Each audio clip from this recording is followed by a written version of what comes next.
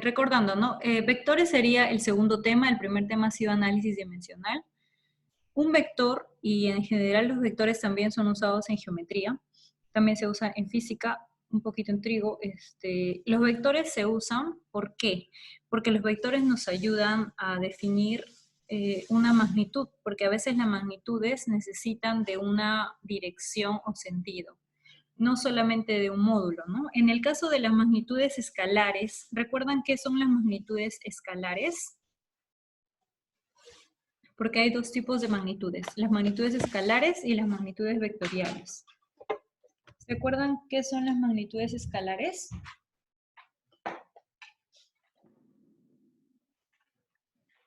Las magnitudes escalares son aquellas que no necesitan para su definición una dirección, solamente necesitan un módulo, un número. Por ejemplo, la masa, 20 kilogramos, 30 kilogramos, el tiempo, 4 segundos, 5 segundos.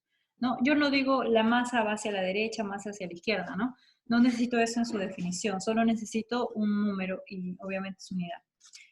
En cambio, las magnitudes vectoriales, como la velocidad, la aceleración, la fuerza, el momento, necesitan una dirección porque son aplicadas de tal forma que influyen, ¿no? Por ejemplo, la fuerza. Si yo tengo una fuerza de 20 newton, tengo que saber si la fuerza es de repente la fuerza de la gravedad que va hacia el centro de la Tierra, que va hacia en vertical, si es una fuerza hacia la derecha, si es una fuerza hacia la izquierda, ¿no es cierto? Entonces, los vectores, por definición, son segmentos de recta que tienen una dirección. Están orientados de acuerdo a un sentido, a un ángulo asociado. Estos elementos en la fuerza tienen un punto de aplicación. ¿Por qué? Porque en la dinámica y en la estática, ¿recuerdan qué estudia la dinámica y la estática? Y la cinemática de pasada. Alexandra, ¿te acuerdas qué estudia la cinemática?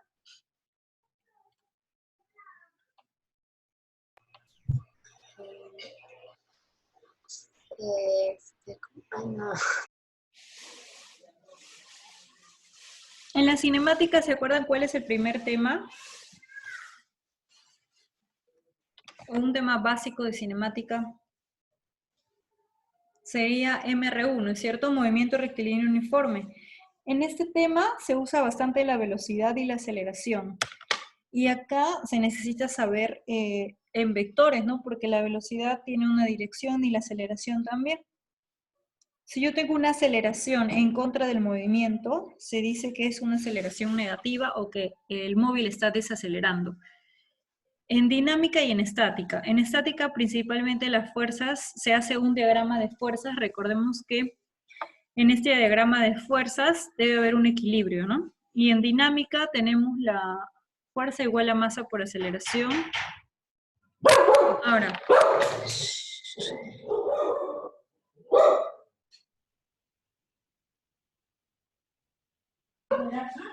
Sí, ya ahora. El vector tiene dos elementos. Un segundito que me contesta.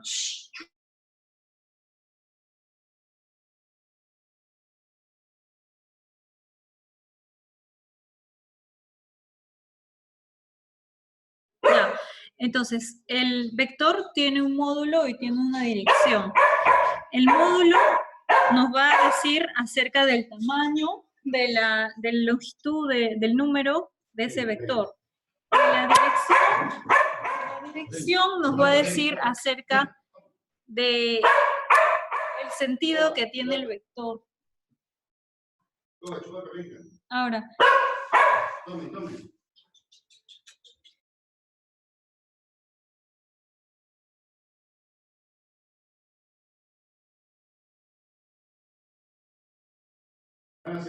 Disculpen, entonces el módulo es el tamaño del vector y la dirección nos indica en qué forma está aplicado el vector, en qué dirección tiene sobre la línea de acción. Entonces, acá hay una pequeña introducción. Te habla de las magnitudes escalares, como ya habíamos dicho, las magnitudes escalares necesitan un número y una unidad de medida. En cambio, las magnitudes vectoriales son las magnitudes un poco más complejas, más completas, que tienen una dirección y un módulo. Cuando decimos, por ejemplo, que un alumno experimenta un desplazamiento de 5 metros, ¿a qué me refiero yo con un desplazamiento? Alexia. Cuando digo experimenta un desplazamiento.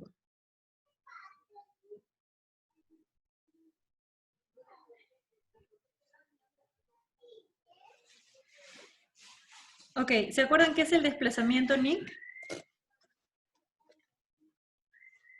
Longitud. Una longitud. Ajá, el desplazamiento está asociado a una distancia, a una longitud, y también el desplazamiento tiene una dirección. ¿Por qué? Porque cuando hablo de desplazamiento, hablo de una distancia que he recorrido una longitud en un sentido, ¿no? Por ejemplo, me desplazo 5 metros al norte, como está en la figura, o voy al sur-oeste, o voy al este, ¿no? O voy en, etcétera. Tengo que tener una dirección, ¿no? En este caso, dada por las líneas, por los 4 cardinales, el norte, este, oeste y sur, ¿no? Entonces, el desplazamiento es un vector porque está asociado con una dirección. Si decimos acá otro ejemplo, que 2 personas empujan un cuerpo con fuerzas iguales de 15 newton hacia la derecha, pero si no indicamos la dirección, pueden haber 2 casos. Que las fuerzas estén hacia un mismo lado, como este caso que está acá, que estamos viendo. Entonces, podemos hallar una fuerza equivalente que sería 15 más 15, 30 newton. O también si las fuerzas se aplican en una misma recta pero en direcciones opuestas. El resultado sería como no aplicar fuerzas. ¿Por qué? Porque las 2 fuerzas van a estar en equilibrio, se van a igualar. Entonces, para estas magnitudes, la fuerza, el desplazamiento, la velocidad, la aceleración, usamos los vectores. Entonces, un vector queda definido, como ya hemos mencionado, como un segmento de recta que tiene una orientación, que tiene una dirección. Y esto nos va a permitir representar esta magnitud vectorial. ¿Por qué es importante representar las magnitudes vectoriales?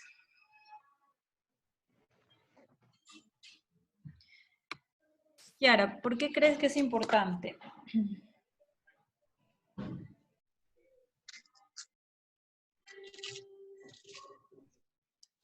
Porque nos ayuda a hacer el ejercicio. Ajá, Nos bueno, ayuda cuánta fuerza tiene. claro, o sea, si en nuestro problema, en nuestros ejercicios nos dice hay de la fuerza resultante, necesitamos saber las direcciones de las fuerzas, necesitamos ver gráficamente los vectores de las fuerzas. Nos ayuda saber una fuerza resultante, por ejemplo, en estática o dinámica, ¿no? En resolución de problemas, también nos ayuda a ver verdaderamente cómo es la magnitud, porque son magnitudes vectoriales, necesitamos esa definición. El módulo vendría a ser la intensidad o el valor de medida de esa magnitud. Y bueno, la representación geométrica ustedes la han visto, ¿no? Es una flechita que tiene un sentido con la dirección de la flechita y hay un ángulo θ que tiene una, como en línea de referencia, el plano horizontal, ¿no? La línea horizontal. El módulo vendría a ser el tamaño de esa flechita y la dirección está dado por el ángulo. El vector se denota con una letra mayúscula, generalmente con una flechita arriba, ¿no? Y el módulo del vector lo denotamos con estos como palitos como valor absoluto, módulo. Para indicar el módulo y de la dirección vamos a usar el ángulo θ, ¿no? Ahora, eso sería en caso al vector.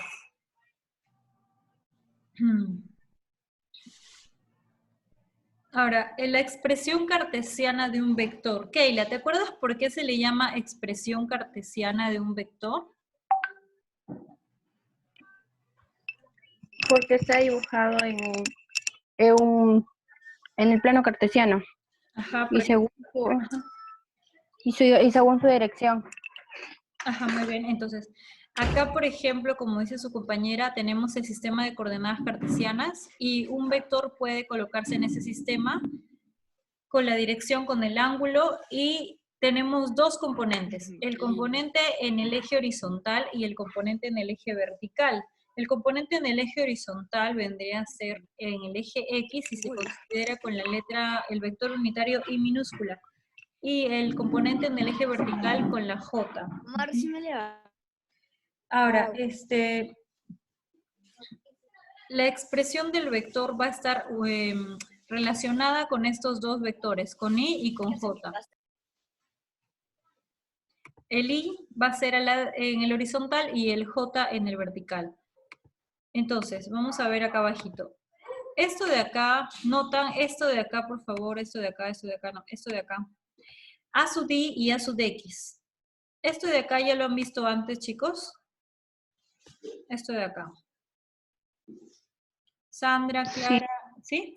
Ya, esto de acá, ¿qué significa? Porque ya lo han visto y supongo que saben qué significa más o menos. Radio vector creo que era. A ver, en trigonometría vimos que esto es como un radiovector y estos son sus componentes. En física es casi lo mismo. Este vector va a tener dos componentes, en el eje Y y en el eje X. A sub X y A sub Y. Ahora, estos dos componentes están asociados a una razón trigonométrica. En trigonometría, ¿se acuerdan cuál era la razón trigonométrica? Hay dos razones.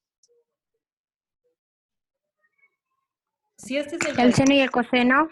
Muy bien, Keila, ¿no?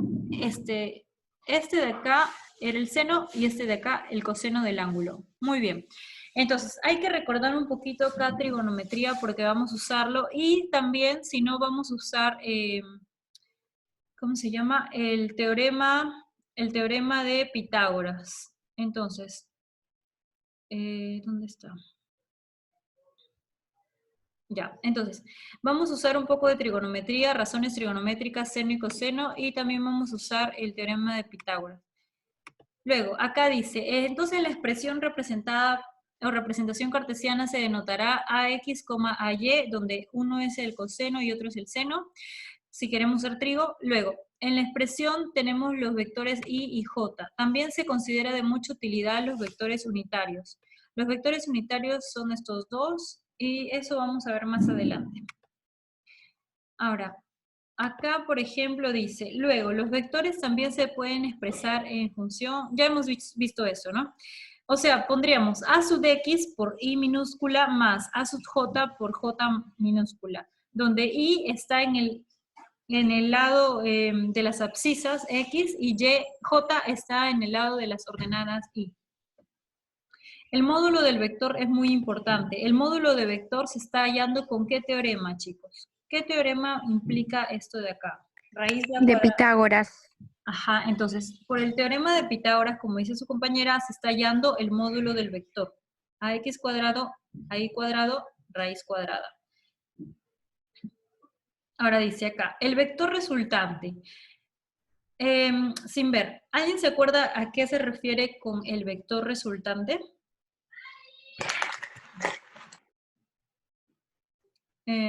Alexia, Alexandra, ¿se acuerdan que era el vector resultante? El radio. ¿Cómo? El vector resultante, el vector resultante. Cuando yo les digo,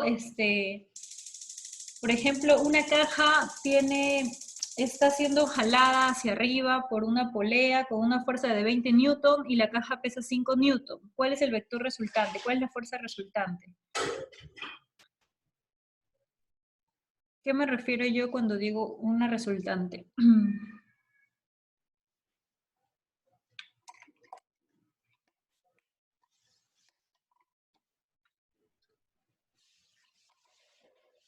¿Alguien sabe a qué me refiero cuando digo un vector resultante?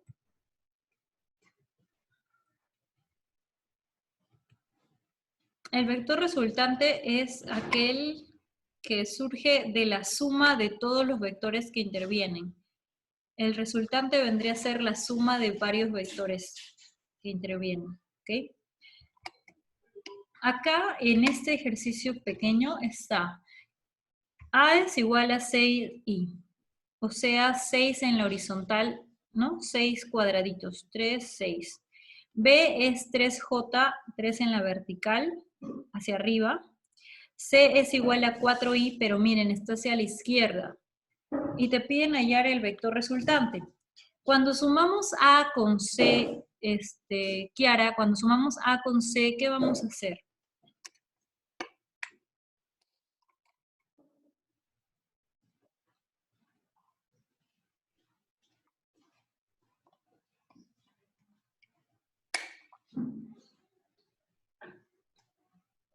Cuando sumamos A y C, A es 6i, pero hacia la derecha, y C es... Se resta.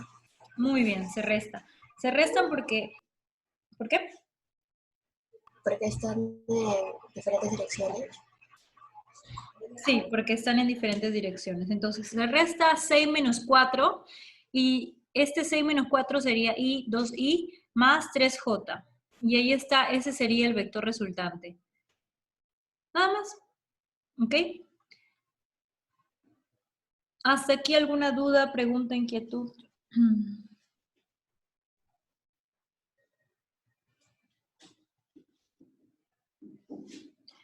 He estado esperando a que se conecten la mayoría y ahorita no están todos. Recuerden que todo está por el Classroom ahora. Ya, muy bien, sigamos. Entonces, lo principal de este capítulo va a ser operaciones con vectores. ¿Qué vamos a hacer? Principalmente hallar el vector resultante en suma de vectores. Si tenemos la suma de vectores, podemos hacer dos métodos. El método analítico, que sería el método de paralelogramo, o también usar el método de descomposición rectangular, y el método geométrico, que vendría a ser el método del polígono. Estos dos, yo sé que ustedes ya los han visto porque este tema no es nuevo para ustedes. Entonces, Nick, ¿te acuerdas cómo era el método del paralelogramo?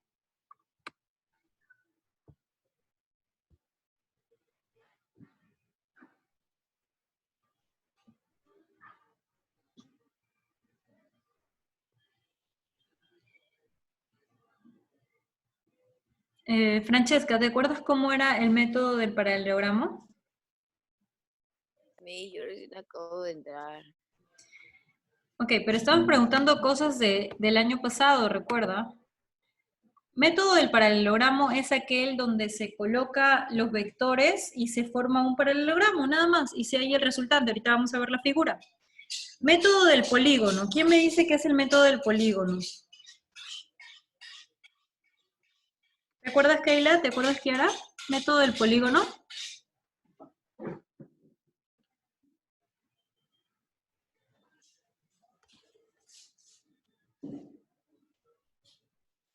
A ver, en el método del polígono se formaba un polígono y se trazaba el vector resultante uniendo el último con el primer vector y se trazaba. Ahora vamos a ver los dibujitos más adelante. Entonces, cada método nos va a servir para hallar el vector resultante, que es principalmente lo que queremos. Vamos al método del paralelogramo. En el método del paralelogramo, al último me va a quedar así un paralelogramo, ¿no? Pero primero hay que analizar. Si los dos vectores tienen la misma dirección, no vamos a tener que hacer el dibujo del paralelogramo. De frente vamos a sumar o restar. En este caso, si está en la misma dirección, se va a sumar. 2 más 4, 6, ese sería mi vector resultante. Pero si los vectores presentan direcciones opuestas, su vector resultante va a ser, como dijo su compañera adelante, restando, ¿no? 5 menos 3. Ahora, acá es donde vamos a usar el método del paralelogramo. Cuando tenemos dos vectores que están formando un ángulo θ.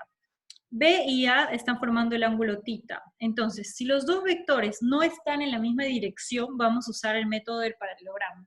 ¿Cómo? Vamos a dibujar un paralelogramo, como su nombre lo dice, trazando paralelas. A B le trazamos una paralela por este lado y a A por este fin de la B. Entonces trazamos paralela arriba, paralela a la derecha y formamos un paralelogramo. Y el vector resultante se va a dar por la longitud de la diagonal que parte desde este vértice de los vectores. Este va a ser la resultante. Y ese es el método del paralelogramo. Recordar que si este paralelogramo se convierte en un rectángulo, porque es posible, o sea, si este paralelogramo, el ángulo θ fuera 90 grados, ¿qué va a suceder con la resultante? ¿Quién me dice? ¿Qué teorema? Si fuera un triángulo, se hace el teorema de Pitágoras. Exacto, Keila. Entonces, si fuera un triángulo rectángulo, vamos a hacer el teorema de Pitágoras, ¿ok? ¿Por qué vamos a hacer el teorema de Pitágoras? Por el 90 grados. Muy bien, entonces es importante recordar un poco de geometría y trigonometría porque ustedes saben que la física y la química usan mucho las matemáticas.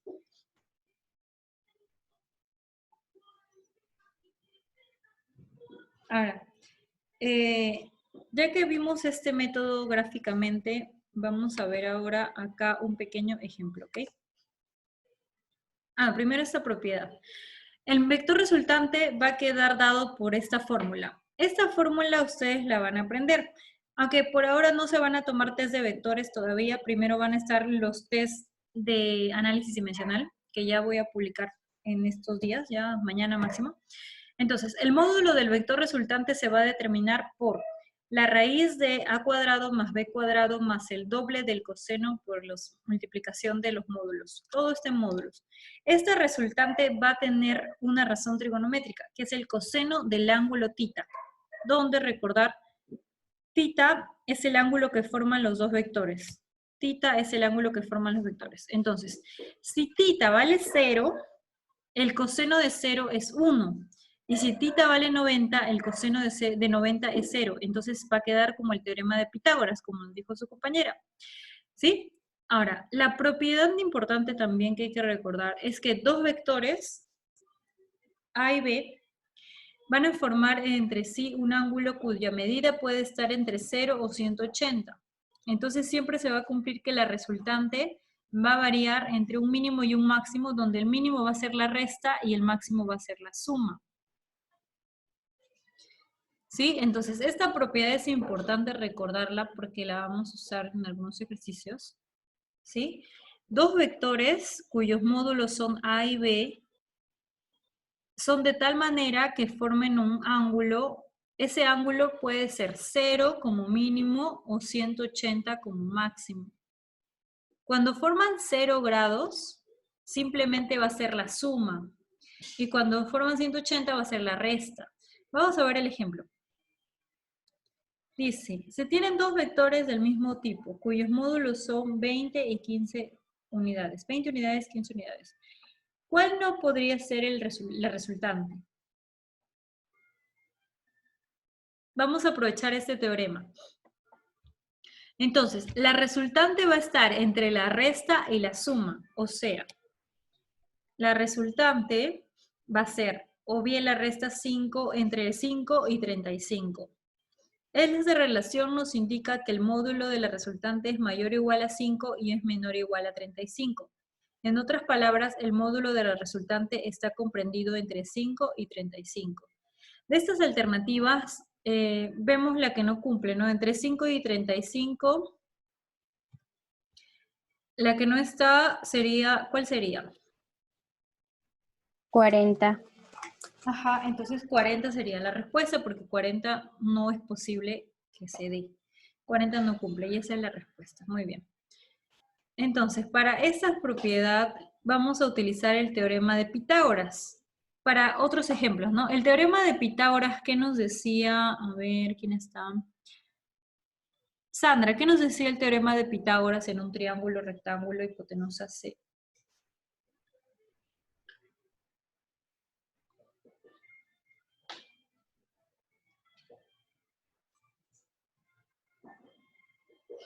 Ok, Que ¿qué la nos... suma de la hipotenusa, no, que la hipotenusa al cuadrado es igual a la suma de los catetos al cuadrado.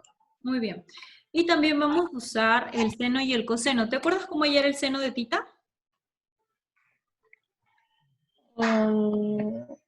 Cateto opuesto entre cateto presente. Cateto opuesto entre Cateto presente. hipotenusa. No, hipotenusa. Ajá, y el coseno. Cateto adyacente entre hipotenusa. Ajá, ya. Esas dos cosas las vamos a usar, esas dos razones las vamos a usar más adelante.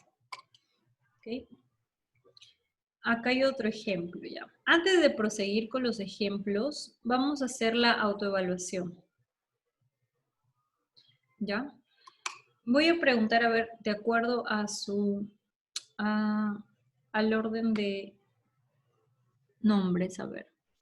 Alexandra, ya, tú eres la primera, con la A, a ver. Alexandra, tenemos acá esta fórmula física. P es lo que nos piden y es igual a X masa, V velocidad y R radio. En esta fórmula, Alexandra, tenemos la secante de 60 grados y 2pi. ¿Qué vamos a hacer con la secante de 60 grados y la 2pi en el análisis dimensional? Se va Ujú. porque son números. Muy bien, entonces, como dice su compañera, el 2, el pi y la secante de 60, bueno, la secante de 60, miren bien, la secante de 60 está afectando la velocidad. Entonces, como no está en la multiplicación, sino está en el exponente, lo que vamos a eliminar son, como dice su compañera, el 2 y el pi. ¿Ok? El 2 y el pi los vamos a eliminar, pero la secante de 60 sí afecta. ¿Cuánto es la secante de 60 grados? Alexandra, ¿recuerdas cuánto es la secante de 60?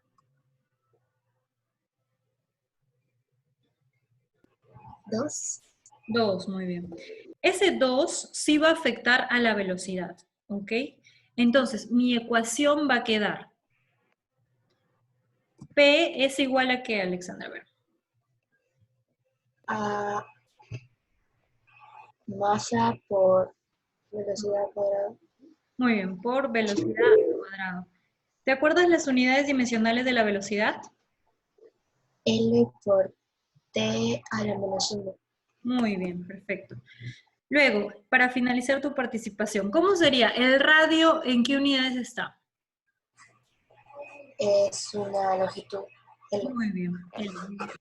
Ya está. Alexia, si yo quiero elevar esto al cuadrado, LT a la menos 1 al cuadrado, ¿cómo sería?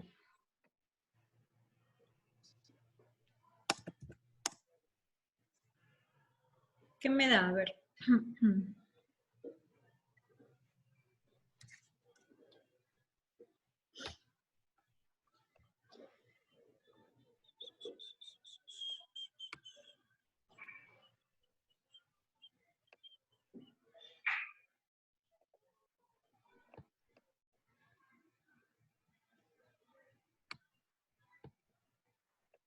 A ver, Francesca, ¿cómo sería LT a la menos 1 todo al cuadrado?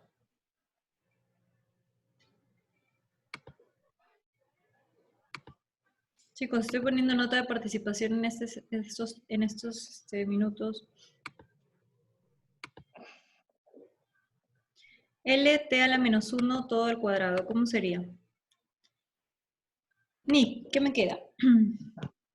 Era el cuadrado por t a la menos 2. Muy bien, L cuadrado por T a la menos 2. Y si eso lo divido entre L, ¿qué me queda? L por t a la menos 2. Por masa. Muy bien, L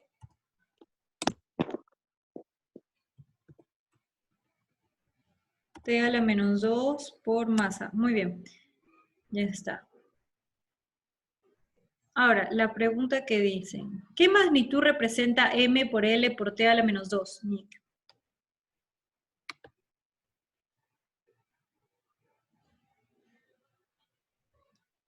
¿Te acuerdas que es M por L por T a la menos 2? Fuerza. Fuerza. Muy bien, esto representa la fuerza. Porque la fuerza, recuerden que es masa por aceleración. Y eso es lo que está ahí. Perfecto, chicos. Muy bien. ¿Acá alguna duda antes de continuar?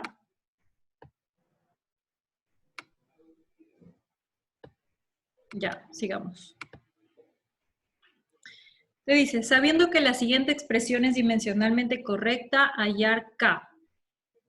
Entonces, Keila, en este ejercicio, recordemos que habíamos visto un ejercicio parecido anterior donde habíamos puesto raíz cuadrada. Para eliminar la raíz cuadrada, ¿qué vamos a hacer? Lo elevamos todos al cuadrado.